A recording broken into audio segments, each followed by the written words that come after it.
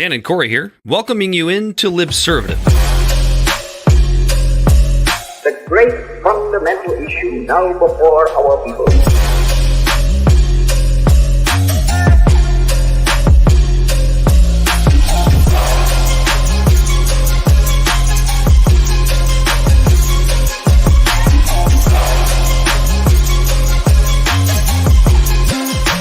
We, the people, cannot turn back.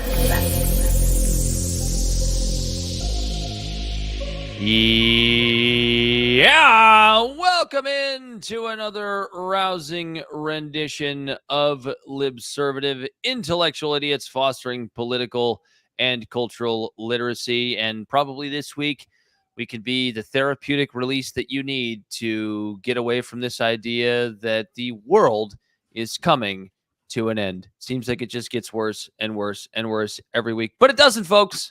We're all still here. We haven't touched bottom yet. Neither is Corey. But Bell the Bodysnatcher, not here tonight. You're talking about when I'm in a 7-foot pool, right?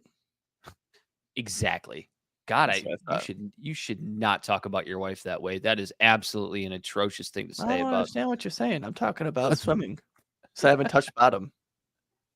Yeah, I've been in a 7-foot pool, 10-foot pool. Because in any other scenario, I touch bottom and I bottom out. So that's why I'm confused. Is that so? Affirmative. He's Dan Griffin. It's always Corey Wall. Calm down! And Libservative. You fucking calm down.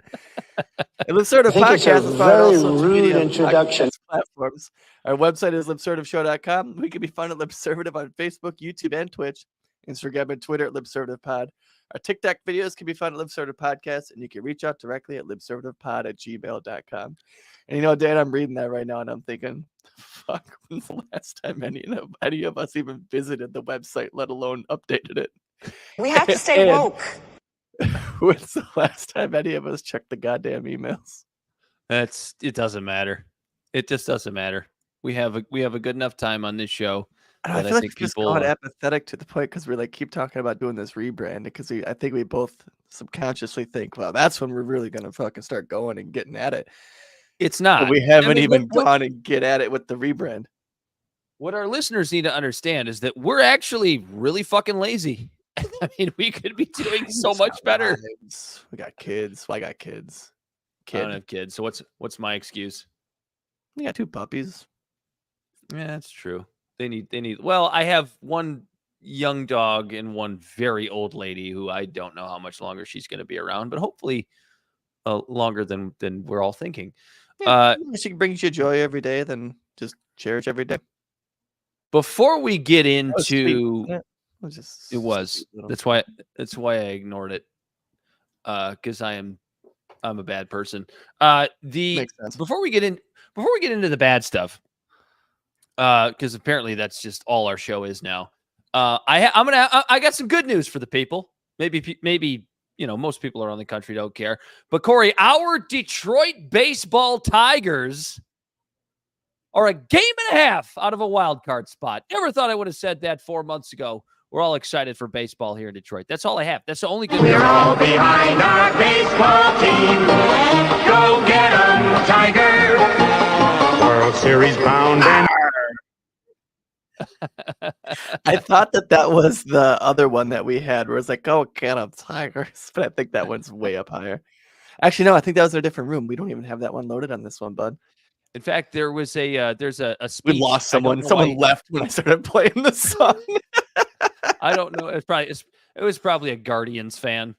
I don't know where we got this audio, but we have actual audio from manager AJ Hinch speaking to the team not that long ago. I can imagine what can be and be unburdened by what has been.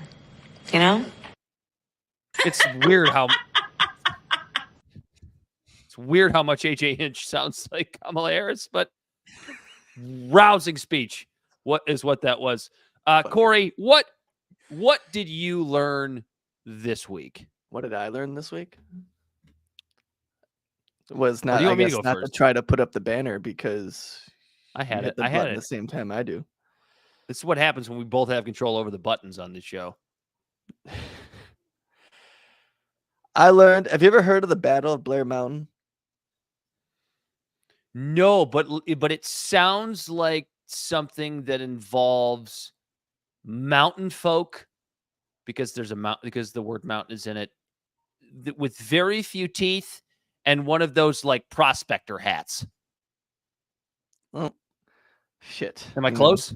I didn't look into like their fashion of what these specific people were wearing while they were being bombed by the American government. And this only the second time they used warplanes on civilians when they were dropping tear gas on some mine workers because they wanted something as simple as just a livable wage. And this one was. So I was right. Guys.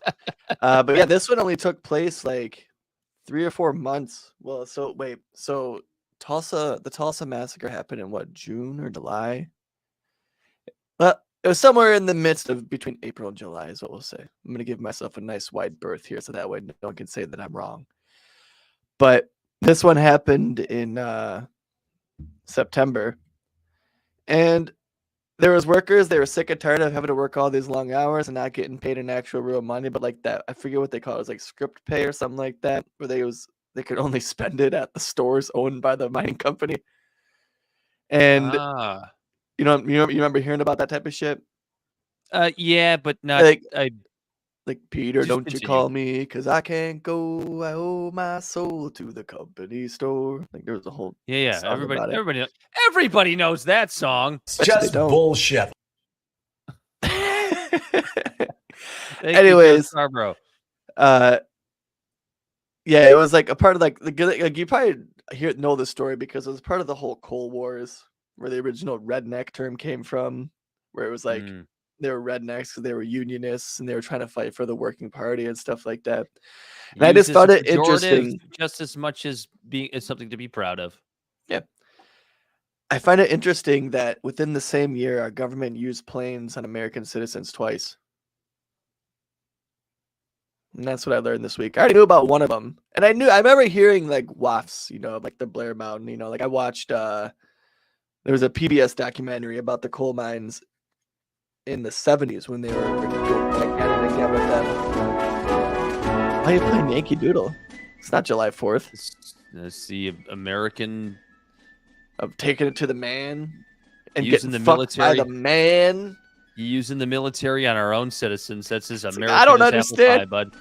I don't understand why all this homophobia is going on in America. We're all getting fucked by the man.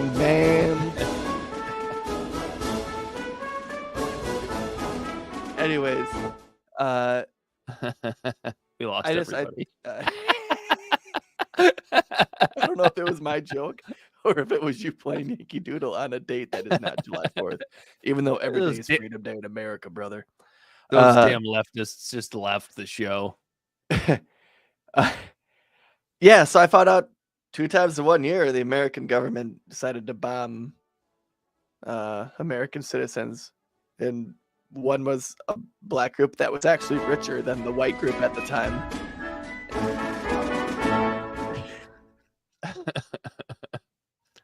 But that's what I learned, Dan. That not once but twice the American government has actually used planes to drop bombs on and tear gas on American citizens. What'd you learn this week? I learned something far less gruesome, I guess you could say. I learned that the so-called right-wing conspiracy theorists, and I only use that as like a term, like a phrase, because I can't really think of a better one, for lack of a better phrase, as you might say. I play on a golf league, and I was warned at the beginning of this golf season about one particular gentleman, that he's kind of out there. And I had heard him make comments about like the Clintons and things like this. And it's just like, yeah, whatever. He's not, I haven't, I've heard a lot of disparaging remarks about the Clintons, some of which I agree with, some of which I think are a little bit hyperbolic. But either way, I was warned, don't get into a political conversation with this man. And I went, and that's basically a green light for me, Corey, just like with you, because you would do the same thing. Yeah, I did it at your wedding. Well, that was a mistake. That actually was a mistake. I finally saw my opening at the bar after our golf league last night to engage in a political discussion with this man. And here's what I figured out. I had already kind of thought this before because I've had conversations with men like this in the past and in the recent past. And what I've finally come to accept is that the quote unquote right-wing conspiracy theorist is generally a person that has their heart in the right place. They just want to find really simple explanations and like easy points of blame for extraordinarily nuanced and complicated situations. Because they don't want to think know where about else. it. Right. And they don't know where else to go but this sort of hyper online, I guess I'll say for lack of a better term again, QAnon style conspiracy theorist kind of rhetoric. And they realize, I guess I would say they realize the seriousness of societal problems, but A, they always think things are worse than they really are. B, yeah, they want a simple and easily digestible entity to blame it on. Their biggest flaws really are first of all, they aren't as smart as they think they are. Like that's like the number one thing that I've noticed. Well, I don't know. I guess that's probably true. I guess that's probably true. Most people are not as smart as they think they are. Like you and I included. You definitely think we're smarter than we are. I mean, we do call ourselves intellectual idiots. It's plausible deniability. The biggest flaws are that and that they're the kinds of people that tell you to like question everything. You should question everything that you see. You should question everything that you read. You should question everything that you hear. And that part I kind of agree with. Where they lose me is when they will tell you to question everything, but you can tell that they've never considered the possibility that their own worldview might be incorrect. Right. Not that much different than an establishment Democrat might, or an establishment Republican for that matter. There's a yeah, but there. Yeah, question everything you see. Question everything you see. Yeah, but make sure when you're questioning it, you didn't already come up with the answer, and you're doing your Google searches and finding biased media to strengthen that answer. You know what I mean? Well, that's Jonathan Haidt's. That's Jonathan Haidt's righteous mind. That's what it is. We come to our beliefs in a flash right away. Boom. You hear something, you see something, you either believe it or you don't, and then you work backwards from that conclusion to confirm those biases. We all do this. This isn't something that's like specific to conspiracy theorists. That's one thing. We all do this. When we talk about like some of the fundamentals of when we tried to start this show, those were kind of the things you and I both agreed on when we talked about this. That's why we talk about nuance and things like that. And we get away from it. We haven't really gone back to any of those things because the listener doesn't want to hear that over and over again. But yeah, absolutely. No, you got to find the best argument against the conclusion that you come to, no matter what it is. And you got to find all of the evidence that tries to negate it. Like you can't just you steel man your opponent. If you're having a debate with somebody, you steel man your opponent. What is your opponent's best point? How to think like a lawyer. lawyer. Yeah, you got it. It's called buy camp, I think. It's like you gather resources and do all this different shit. Because you have a 50-50 chance of being wrong. And we've been wrong on the show before, and that's why we have to do our segment sloppy seconds. Say you're, I mean, just to give an example, I mean, say you're a lefty who hates Donald Trump. I hate Donald Trump, but I'm not a lefty. I'm more on the libertarian area of the spectrum, I think, as are you. But there's a lot of lefties out there that hate Donald Trump. And like the reasonings for hating Donald Trump, some of them are really, really good. Some of them are really, really bad. But what so many of them fail to do is come up with what is the best reason to support Donald Trump. The answer is obvious. The best reason to support Donald Trump is this sort of anti-establishment angle. That's why they do it. They think he's the outside establishment angle, but then they've come to that answer again without researching all the facts and realizing that his entire cabinet was very established. Like he had fucking John Bolton. Yeah. Who's not related to Michael Bolton, by the way. I looked it up. I think I knew that. I think I absolutely knew I also that. learned that this week.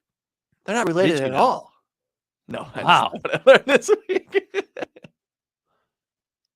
I'm absolutely shocked to hear that. Isn't that crazy? They're cheating, they're crooked, they're corrupt. It's just like Terry Crews and fucking Ted Cruz aren't related. Donald Trump is a bad guy. He's a bad person.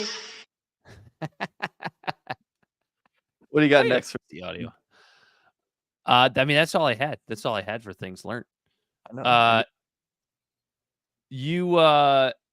You want to get into this pager / walkie-talkie attack in Lebanon, because this is a pretty fascinating topic. So about as of now, I think we're recording this on September 18th at about 8:15 p.m. As of now, about 20 people killed, 3,500 injured. From those are both the attacks combined. What's that? Are those both of the attacks combined? Right. Yeah. 20 people, 20 people killed, 2,500 injured in Lebanon in a very, very strange, sort of brilliant, if you're looking at it from a tactical perspective, attack from Israel against Hezbollah. And the first thing that I thought of when the first pager attack happened yesterday, and then now today, it was walkie-talkies blowing up in people's pockets. Yeah. The first thing I thought of is something that I'm not seeing talked about a whole lot. You'll see it online a little bit, and it should be something that's talked about. Can we just talk about how fucking terrifying it is that these sorts of devices can just be used as mini bombs whenever somebody sees fit? One of the biggest outcomes of this event for me personally is like you have degrees of like fear of sometimes rational, sometimes irrational things. Like I have a fear of the plane crashing when you're on a plane. You have a fear with like, whoa, man, but that adds to the thrill, like of a roller coaster, like, oh, it might go bad this time. I have a fear of lifting up a rock and seeing bees when I'm trying to find roly-polies with my son. I always had a bit of a fear of Hezbollah. You know what I mean? Like they're terrorists. It's not me personally, but they don't like the idea of what America represents to them. And I'm going to be one of the bystanding casualties if they have a chance at pop a shot in my vicinity where I'm around. As a disclaimer, they have a right to feel that way. Yeah. Not because of my fault or your fault or any of the listeners' faults, but because our government likes to stick their nose in shit and cover everyone else in it and blame them for the problem. And after this attack, my fear of Hezbollah hasn't gone up or down. It's stayed pretty constant. But my fear of Mossad has definitely gone up a little bit. A tiny bit. Tiny wee bit. You dirty, dirty anti-Semite. How could you possibly say that? Not Jewish people. I was very clear with my words. Mossad. They're they're the same thing. They were able to intercept thousands and thousands of pagers, plant bombs in them, and not interrupt the anticipated day of delivery when all the fucking Hezbollah guys were checking their Amazon Prime for when the delivery date was. It didn't change. It didn't say stop for delay. They got them all there, and then they all used them. And then while they were doing that, apparently they were also doing the walkie-talkie shit.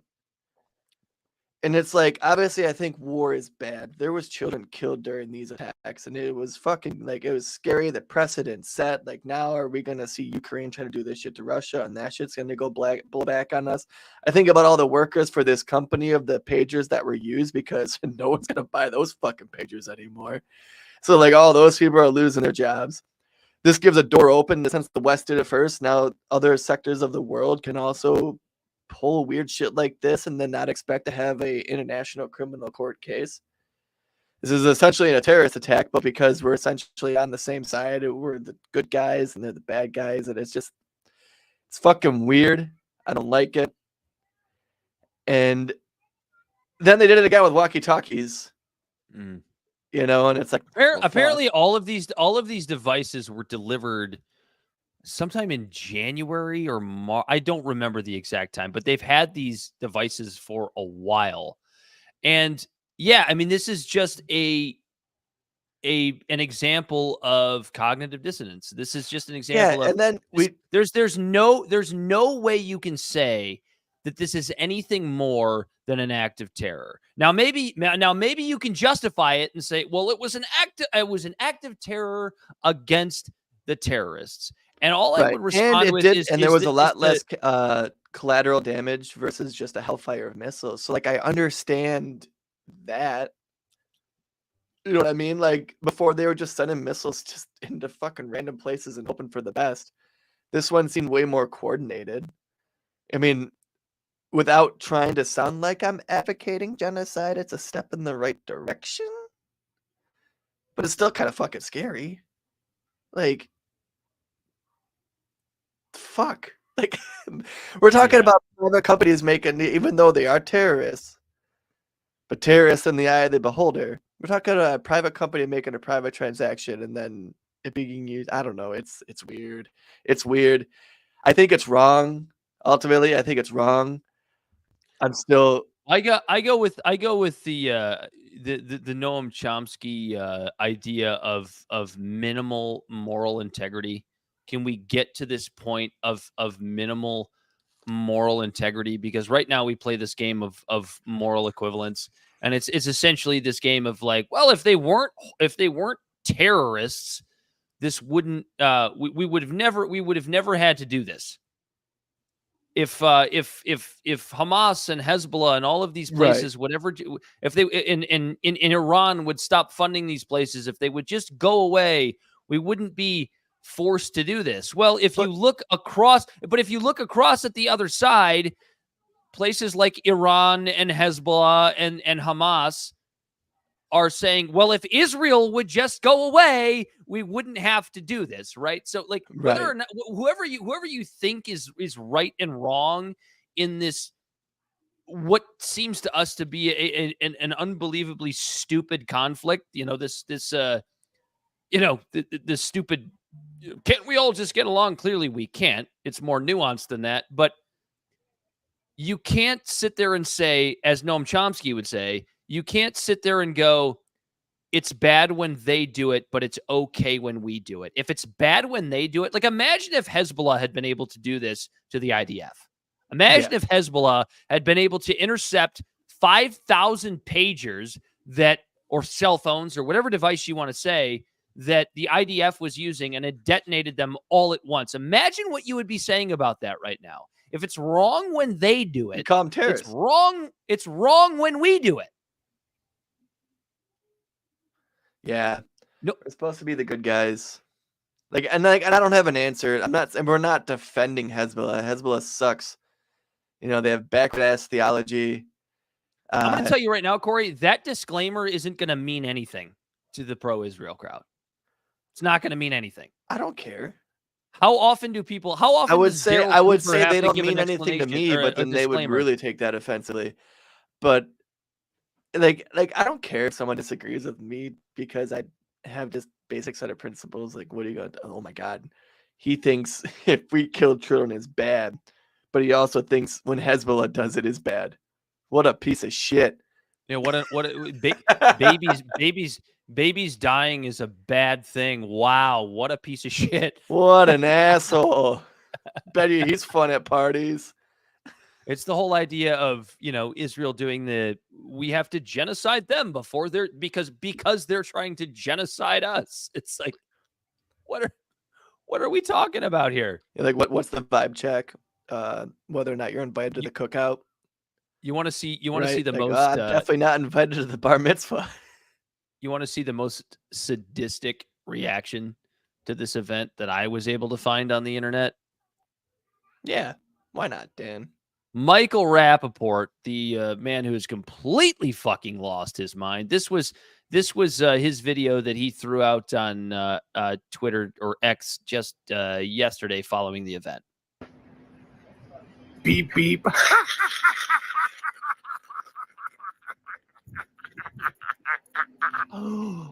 Beep beep.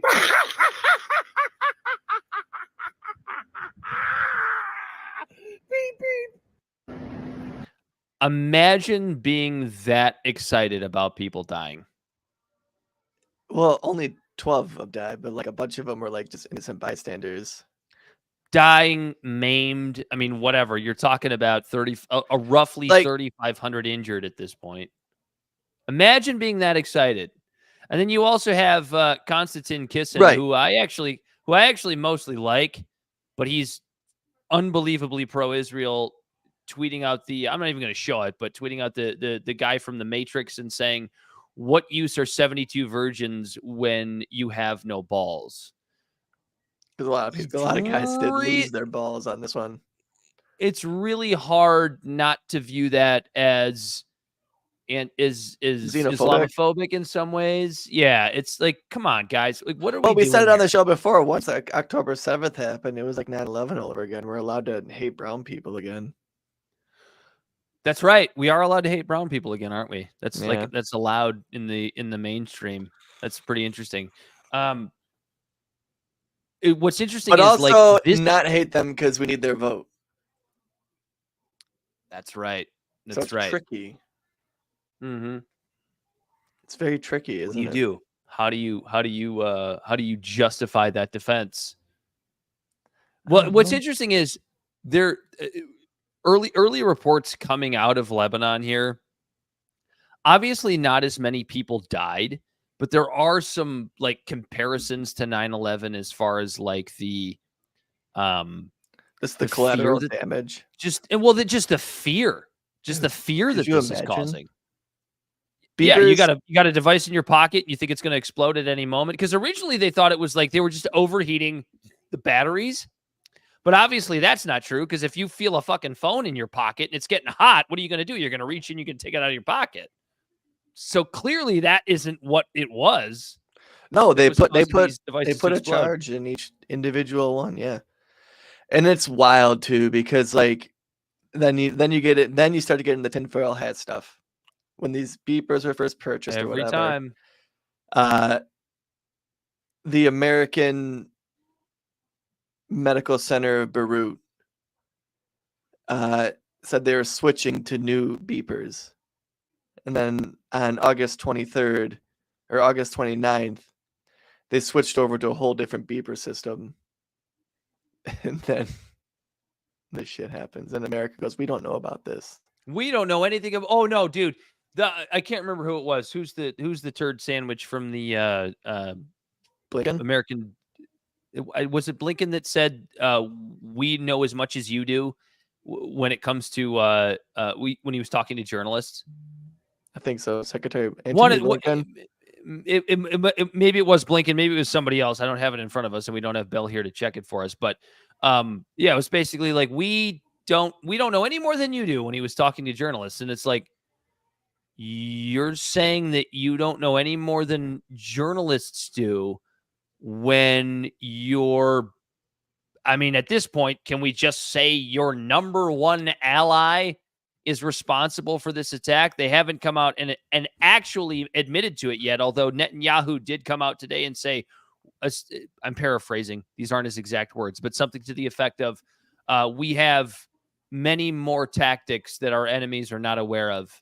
Yeah, what a great alliance, right? Like, yeah, what a great horrible. alliance that we're not sharing information with our best, apparently some of our best allies, according to the mainstream media right now, between Ukraine and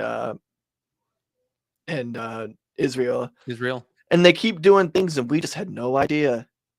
And it's things that like on face we're like, well, we're not even for that. We don't like that. And it's like, these are really your allies.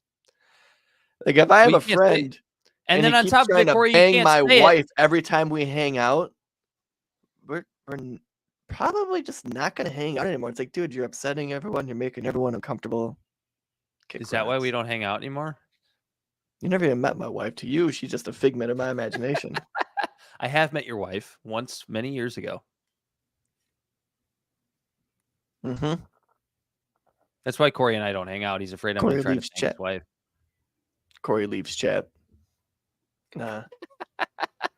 I am not threatened by a man with less of a beard than thine.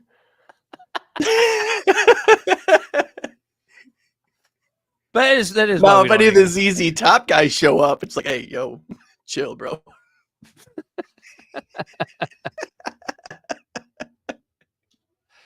I mean, yeah. So you don't want those Hezbollah guys hanging around you.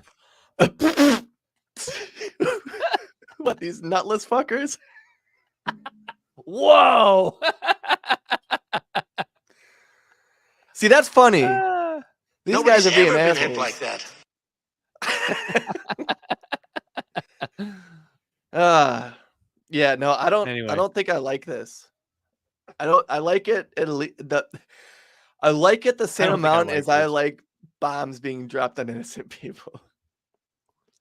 That's how much I This like isn't. it.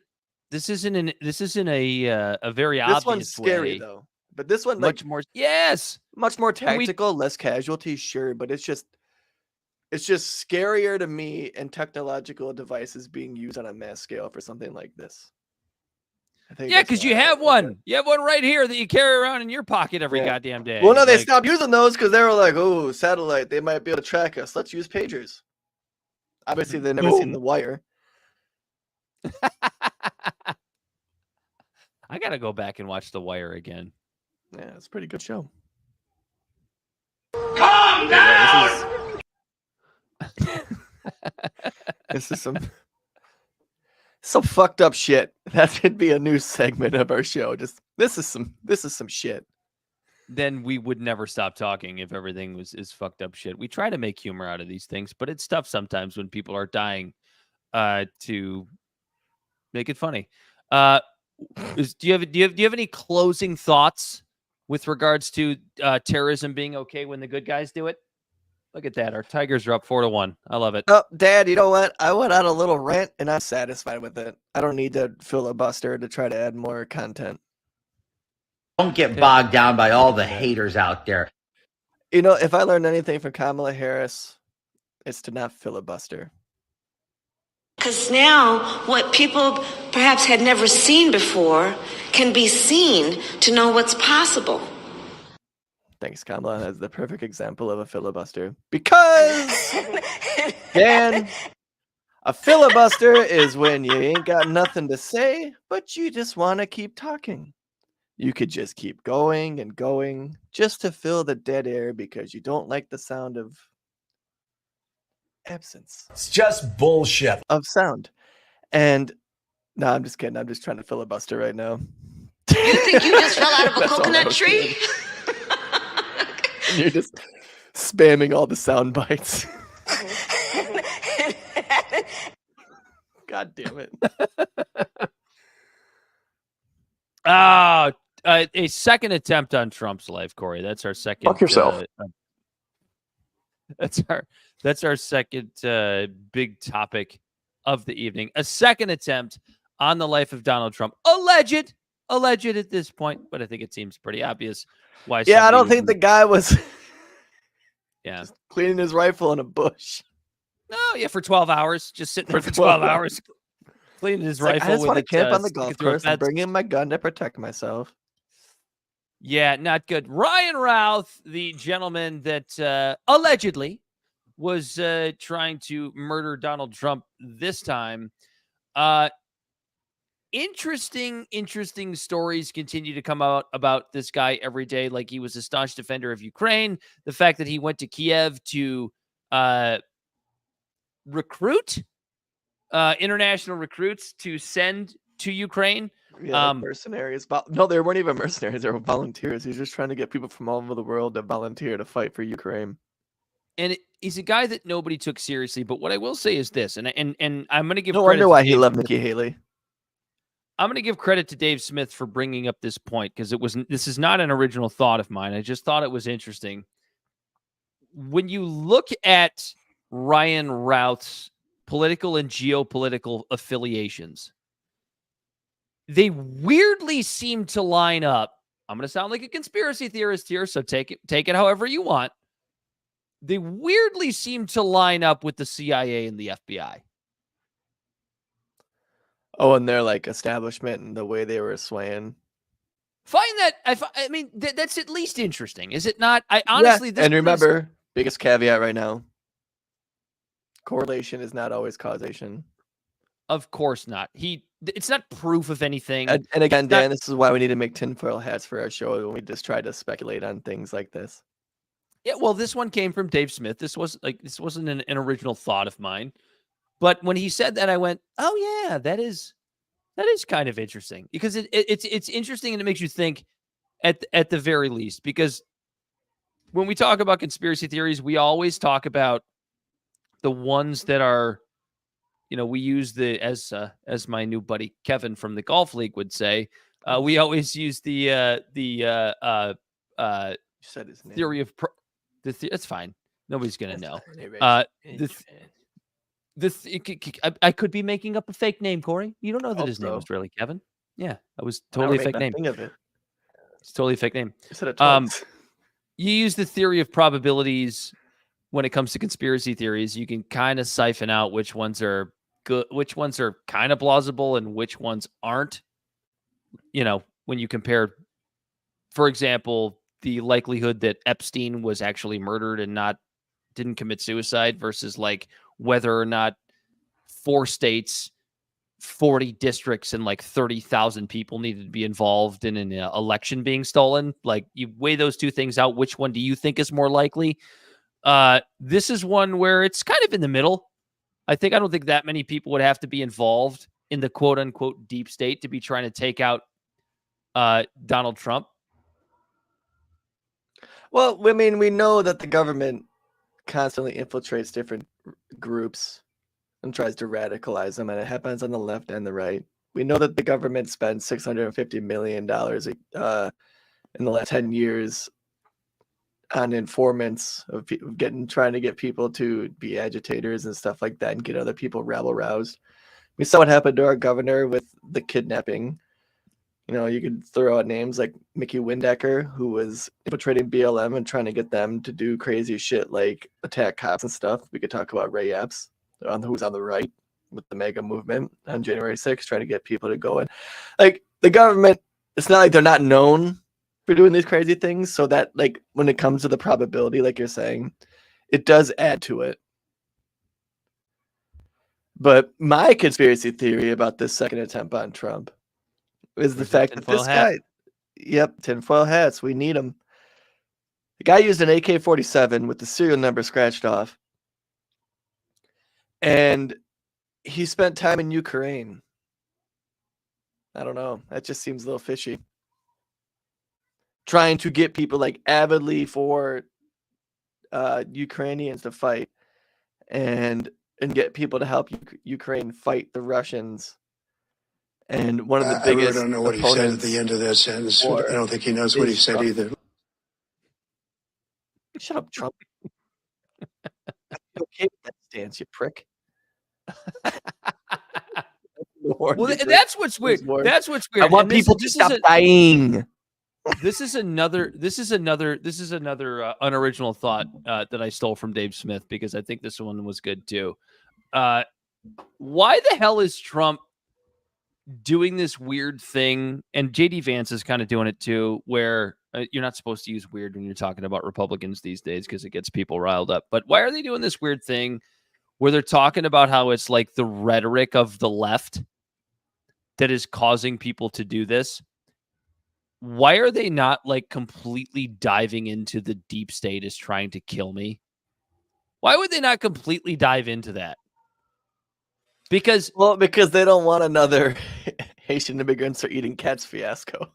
I guess that's true. Well, and it, honestly, that's actually a good point, because it would be really easy to spin that around, because the Haitian immigrants eating cats, as far as we can tell in the 2 weeks worth of quote unquote quote coverage that we've gotten from this, is utter bullshit. Yeah, at this point, like if there was as many people coming out about this as they're trying to portray, there would be a hell of a lot more evidence, right? And on top of that, people from Haiti don't necessarily speak English. I doubt that there was some coordinated text or page sent out to tell everyone, hey, stop eating the pets, they're on to us. And everyone was like, whoa, okay. And they all stopped at once, so there was no evidence. You know what I mean? Like, or yeah, like it was like go to Benihana's Springfield, Ohio. Like, fuck, they're on to us. Or like go to Springfield, Ohio. There's an abnormal amount of stray cats around for you to eat. Like that's why they all went there. Right. Like no one's gonna give a shit. You should see their Facebook groups. They're all bitching about the cats shitting in their gardens and sandboxes. Go over there. They won't care. And then they were like, fuck, we fucked up. Stop. They do care. You know what's really interesting though about this Ryan Routh guy is that like he seems like the kind of guy. First of all, he looks like a more fucked up Gary Busey, if that's possible. Gary Busey, if he wasn't rich. He seems like the kind of guy, and I think this might be a major reason why like the mainstream doesn't take libertarians seriously, which to you and I think is a shame. He seems like the kind of guy that would like take libertarian rhetoric and worldview and take it to the next level, right? Because this is a guy that in his past caught a possession of a WMD charge in his past. Yes, the WMD that you're thinking is the WMD that it is, weapon of mass destruction. What this weapon of mass destruction turned out to be was a machine gun. A fully automatic. So that's why we went after gun. Saddam Hussein, because he had some of those. Because he had. Well, that's what's so funny about it, right? Because that's kind of like how many other people have caught this charge? Wasn't it just Saddam, like the most recently? And it's like, oh, okay, so I guess it's right. I guess Saddam did have WMDs because I can assure you his military had machine guns. So he actually did have weapons of mass destruction. That's how we defend this, right? We settled that. Ladies and gentlemen, we did. We got him. We got him. We got that bastard. I saw this funny TikTok that like this. I'll just send it to you after the show. No one's going to give a shit about a TikTok I saw. Some people might. Okay, fine. It was someone just confusing. This person comes busting in the room like, yo, they just killed Osama. And someone misheard it and thought they said Obama. And I've seen that. You sent it to us. You sent it to us. Yeah. And it's them arguing about, he's like, well, no, my parents love him. They went to all of his rallies. He seemed like a nice guy. Yeah. I didn't know we hated him. We're supposed to hate him now? Honestly, dude, like that is like, I think that's how like a lot of information gets spread in like a roundabout way. Like it just one dumb misunderstanding. Do you have anything else that you want to discuss about the second attempt on Trump's life? Like, I guess I'll ask you this question because I'm not sure how I feel. It's what's the over under of how many more times it happens before the election? Well, kind of, because this is a situation now where it's happened. Luckily, one of the times no shots were fired at all, which is great. But this is now twice in 9 weeks that we've had an alleged. I got to use that word. Sorry, folks. At this point, I got to use that word because we, for legal purposes, I got to use that word. An alleged seconds on an assassination attempt. Yep, an alleged. Even though this was a sloppy seconds assassination attempt. Oh, super sloppy. And that's what's so interesting. Is like this was such a dumb, rudimentary attempt on Trump's life, and you could say that about another conspiracy you can spool. Put your tinfoil hat back on, damn. Well, you could say that about the first one too, right? A PR stunt by the Secret Service. Oh, that's interesting. That's a fun one. Fuck, we got to make ourselves look better, guys. It was all set up by the Secret Service to make themselves look, but that's a fun one. Didn't he scoot out in a Nissan Altima? I don't know. I know he was in the bushes for 12 hours. It's just a fucking cliche because it's always the Altima. Honestly, dude, like that. The idea that this was set up by the Secret Service is sort of interesting when you think about the fact that he was sticking the muzzle of an AK-47 through a fence and some shrubs, and they found it. Yeah, and a Secret It's Service. It's like me doing the Easter egg hunt with my son, and I find all the eggs because I'm the one that hit him. I think that one's fun. And he gets none of the candy. We're not, by the way, as a disclaimer, we're not advocating for this particular conspiracy theory, but that one's a fun one. I like that. We can say that it's fun because nobody got hurt. Thankfully. We'll say the same thing I said on the first attempt even on the Trump's shooter. life. Thank God it didn't happen. Yeah, nobody got hurt. Yeah, everyone's brushing the fact that this crack shot Secret Service member popped. Or you have to use the right language. The potential shooter did get nobody. You don't know if he was going to fire that weapon. That's true. What's interesting is the crack shot Secret Service member also just happened to miss. Yeah. Well, the Secret Service is a lot like stormtroopers, I think. Well, that's not true because that sniper at the first one fucking took that guy out. But was he Secret Service or was he state police? I honestly don't know. We probably should know the answer to that question, but I don't think it was we state do for police. sure. The sniper? Like special forces or whatever. I don't think he was like specifically Secret Service. I don't know either. It's honestly, it's not really that important. Someone's listening and then screaming the answer. I love that shit when we don't know. Oh, I'm like, sure. How excited do you get when you're listening to a podcast and they don't know the answer and you're doing? You're like, oh, I fucking wish I was there. Oh, I'd fucking tell him so hard. Cool, I'd tell him so hard. I would tell him almost as hard as I'm going to vote. Yep. Gonna vote so hard, I'm gonna vote Donald twice. Trump is a bad guy. He's a bad person. I get one of the texts asking if I'm voting anyways. I'm like, yeah, I'm excited. I'm gonna vote a couple times, and they never respond. Do you have any other closing thoughts on this second attempt on the life of Donald Trump? The shit out of this. I really have to piss. That's all I know. That's all I got. We're not done yet. Second attempt on Trump. Real quick, you know how we shit on tradcons a lot? Yeah. Well, we don't. I do. Because it's a lot of fun. And I'm interested in this film, but my God, apparently Matt Walsh's Am I Racist is absolutely crushing it at the box office right now. That's what I hear. I will say this. I gave him a lot of credit for What Is a Woman. I thought it was good. I thought it was a good piece of cinema. Thought it was funny. Thought it is the only, honestly, maybe the only good piece of work Matt Walsh has ever done. So I will give this movie a chance because it's probably going to be good. I actually have high hopes for it. See, even when I don't like people, Corey, I can give them credit when they do good work.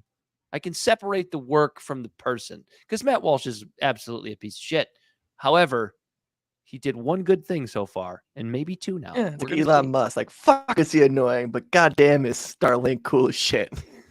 Yeah, Teslas are great cars. Other than the Cybertruck. Cybertruck's a joke. I'll admit that. I'm seeing them more and more.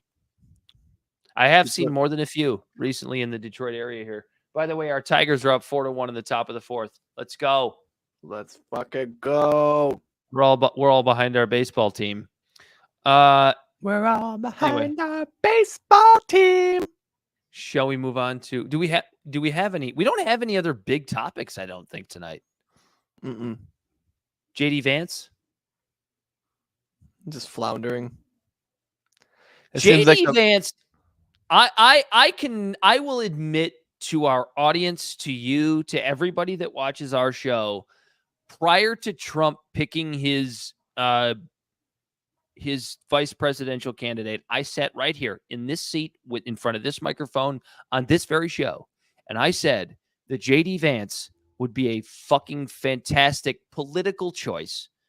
Not necessarily the greatest choice for the country, but a great electoral political choice for his vice presidential candidate. And I am here. I probably agree. I am here offering my audience a mea culpa. I am sorry. I was dead fucking wrong. JD Vance is in no way prepared for. If I remember correctly, everything that I thought was going to give him like the gusto to be something is the exact reason why I was like, yeah, he has no baggage. He's young. He's new. He walked the picket line. Look at him. He's down there checking the water after the East Palestine. Yeah. And because he's young and new, he doesn't know how to handle these interviews when they're coming at him. Really, honestly, Corey, I'm really, really upset that in hindsight, I'm really, really upset that he is the first representation of our generation of millennials on like a major political scene.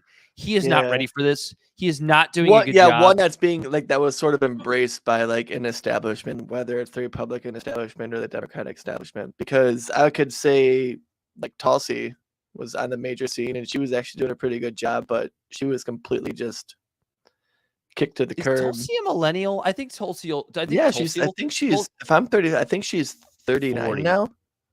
Maybe 40. She might be 40. Yeah, she might be. Okay, maybe she. Okay, so that would make her a millennial. But she didn't get as far as JD Vance has. JD Vance is an election and a. I can't believe I almost made that joke. I was gonna say couch fucker. No, he's an election and a bullet away from the presidency. And then I just said it anyway. Yeah, because that's you know, because it's true. That is true. He's close. Wow. But well, maybe a couple bullets apparently because Trump just can't fucking be taken down. It's true. He's had more bullets thrown at him than 50 Cent at this point. Fuck. JD Vance. So for nobody fact check me on that. Get the fuck out of here. Those who are unfamiliar with the situation, I'm sure everybody's heard about the whole Springfield, Ohio cat eating incident. So apparently Springfield, Ohio has received a number, I don't know what the number is, I don't care, of bomb threats in the area through hospitals and various other businesses and maybe schools. I'm not sure. It doesn't really matter. The fact of the matter is Springfield, Ohio has received bomb threats following the allegation that Haitian migrants that have moved to Springfield, Ohio are eating people's pets, eating geese, which actually the geese part might be true. Right, Corey? That part might actually be true. So the only evidence I could find on the geese part is a police report that was filed on a non-emergency line about a guy calling saying he saw people grabbing geese and throwing them in the back of a truck, and he thinks they were Haitian immigrants because they had a Creole accent. And they were also black. Yeah, that too. But other than that, nothing. But anyway, and I don't know if we said it on the air. No, we did say it on the air. Like at this point, there would be evidence if there was. If there was, especially the pet eating part. They called me ignorant. I don't know if there's a Haitian TikTok or a Haitian X like there is for other ethnicities. Give CNN some credit because Dana Bash, actually, the astute, wonderful interviewer of Kamala Harris. I say that very tongue-in-cheek. I didn't see the newest interview. I need to watch that one. Had JD Vance on a couple days ago. And this is what JD Vance had to say in response to said bomb. First of all, let me just respond to a couple things that you said, but I want to start with something you said, which I think is frankly disgusting and is more appropriate for a Democratic propagandist than it is for an American journalist. There is nothing that I have said that has led to threats against these hospitals. These hospitals, the bomb threats and so forth, it's disgusting. The violence is disgusting. We condemn it. We condemn all violence. Senator, this happened after you and President Trump were on the debate stage, said that cats and dogs were being eaten. You asked a question, Dana, and I'm going to go ahead and answer it. What we have said is that this town has suffered terribly under the policies of Kamala Harris. Now, you just accused me of inciting violence against the community when all that I've done is surface the complaints of my constituents, people who are suffering because of Kamala Harris's policies. Are we not allowed to talk about these problems because some psychopaths are threatening violence? We can condemn the violence on the one hand, but also talk about the terrible consequences of Kamala Harris's open border on the other hand. So, JD Vance, if you actually just stuck to that problem and actually talked about like the infrastructure being overwhelmed and systems and the administrative issues and all that stuff being strained and different services being provided to the people being maxed out, then we would be talking about that right now. But now all we're talking about is how you guys made up some bullshit claim about pets being eaten. So no one's actually talking about the initial problem that you were trying to talk about. So it's like, either way, if that's what you're trying to do or not, you failed, man.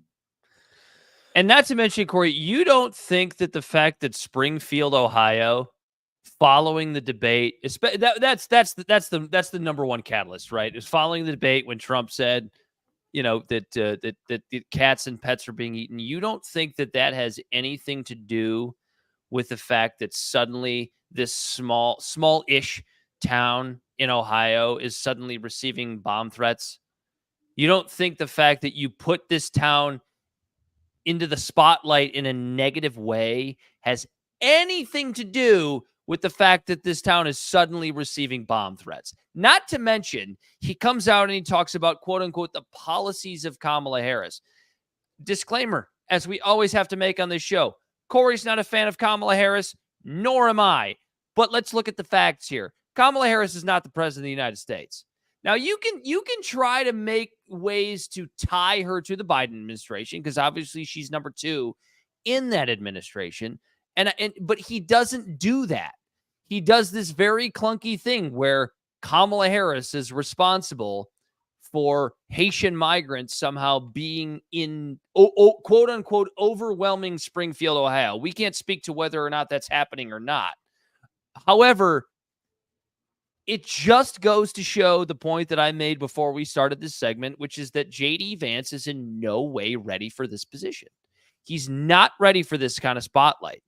And I don't know that he ever will be, because he is the kind of person that will say whatever he feels he needs to say to rile up his base. And that's not the best way to win elections in the United States. You already have your base. Marjorie Taylor Greene. You already have your base. Right. And Marjorie Taylor Greene can rile up her base all she wants, because she is not a the representative. Right. She's a representative that's like-minded from a small county in Georgia.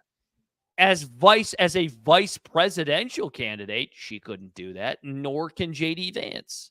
He doesn't understand national politics to the degree that he's supposed to. He sounds like an idiot. And I don't think he is. Don't get me wrong. I don't think J.D. Vance is a stupid man. I know enough about this guy to know I think he's actually pretty smart. He is just not getting it right now. And he's just not ready for this level of Why politics. can't anyone understand how smart I am? Yeah. Like, you're trying so hard to prove you're the smartest man in the room, but you don't realize that you're just pissing everyone off because you're coming off like an asshole. You got some headlines for us, Corey?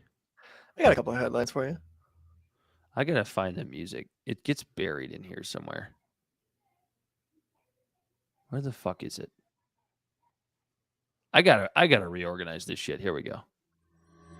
It's time for headlines from a hellish, horrible hellscape. May God spare our children's souls. The end is nigh.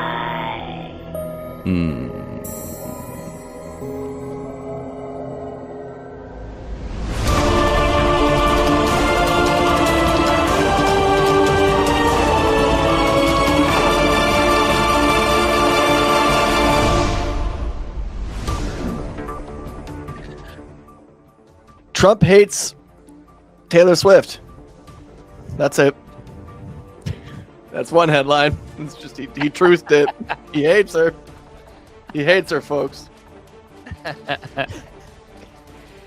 Kentucky governor bans conversion therapy for minors. Governor Andy Beshear signed an executive order banning conversion therapy for minors in Kentucky, addressing a long-contested issue in the state. Conversion therapy seeks to change LGBTQ youth sexual orientation or gender identity and is widely regarded as controversial. Kentucky now joins over 20 other states with such bans, including New York, California, and Illinois, according to the Movement Advancement Project. As for the next one, Iran attempted... It refreshed on me. piece of shit. Yeah. The FBI says Iranian hackers sent unsolicited stolen Trump info to people associated with the Biden campaign. Iranian hackers sent unsolicited emails containing stolen information from former President Trump's campaign to people linked to Biden's campaign in late June and early July. Officials confirmed there's no evidence recipients responded, preventing the information from affecting the election. Sean Diddy Combs is now a liar because he is now? Just now? Yep.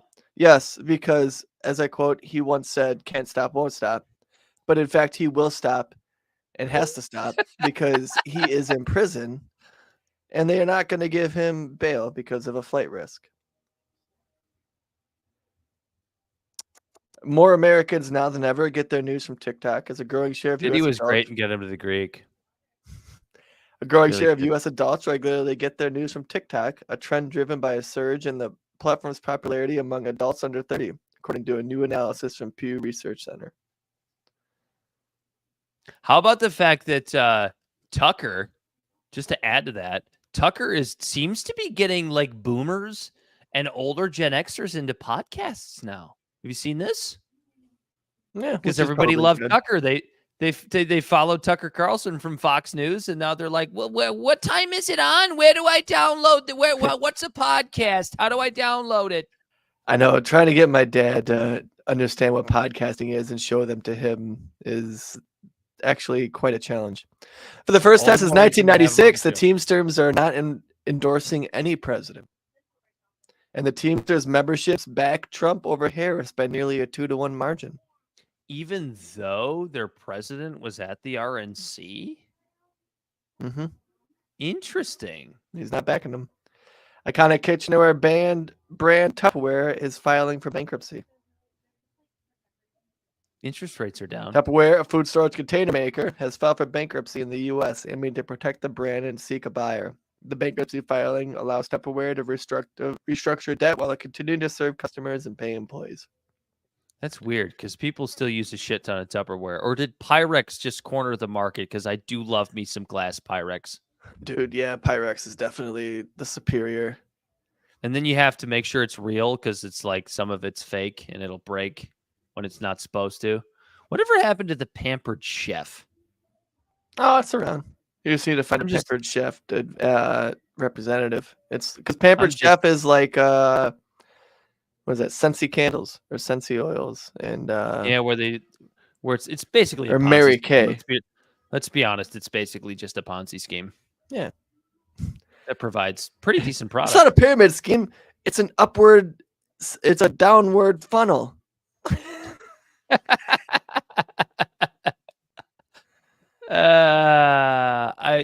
Here's another headline, Corey. Interest rates are down. Oh yeah. Which just essentially means that the economy is shit. Yeah, well, essentially what it means. Okay, that sounds like someone who's never read anything about economics, Dan. It sounds like you never read Tom Selle's book or took a macroeconomics class. Educate me. What it basically means is that the economy in the U.S. is not reaching its mark of 3.5% unemployment and 2% GDP or 2% inflation. Pretty sure I just said the same thing. I guess. The economy, right? But shit is relative. There's so many things to it. Like right now, like they're saying unemployment is up. You know, and like that number is always so funky. Like, I get it, Corey, but people think in headlines. Podcaster says the economy is shit. That's all you need to know. Yeah, but like we're trying to like give our listeners more context when they think about things, right? The unemployment rate in America is pretty much fabricated because it's only based on people who are actively seeking work in the last 6 months, when there is roughly 60 million Americans who are of able-bodied working who haven't actively sought a job and are unemployed in the last 6 months. Whereas there's like another like 60 million who are actively seeking, and then the rest work.